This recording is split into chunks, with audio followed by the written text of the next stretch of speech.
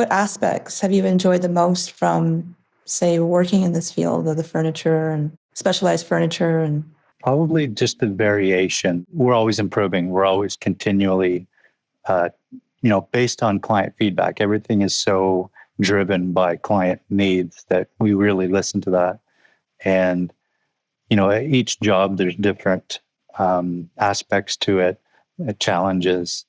So that's what keeps it, the variety there. And so I'm not doing the same thing every day.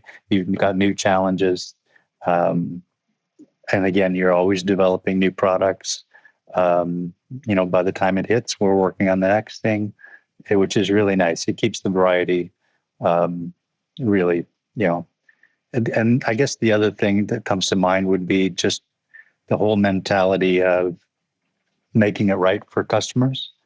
That's something that's driven down by Tony, and it's something that I really respect.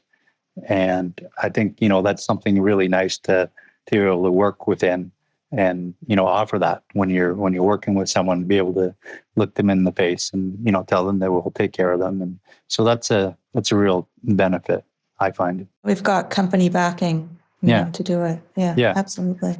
Well, I guess turning to designing workspaces that adapt and last, first point that I wanted to speak to was how modular furniture supports evolving workplaces. Just thinking back to 33 years, I mean, trying to remember what desks looked like. I think they were still CRT monitors, probably at that time. Yeah, for sure they were. Yeah, a lot of even the little square Electro-homes and things like that. And huge monitors, CRTs and that type of thing. Yeah, I've seen a lot of layouts over the years, and the common denominator always in a big successful layout seems to always be simple as best.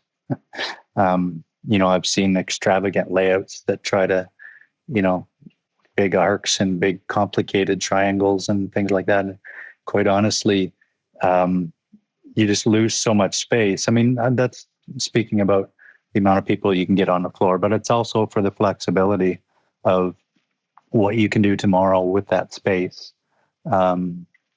We've done floor plans before and big circular things, which look great. Depends on the building too.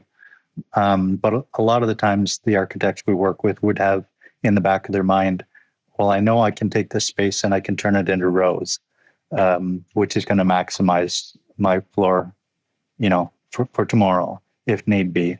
That's, architects that are thinking ahead, that works out well. But and columns and things like that are always a challenge in floor plans. But, if you can plan around it and, it's just as simple as best. And it keeps the costs down, less parts and kind of junctures and. Yeah.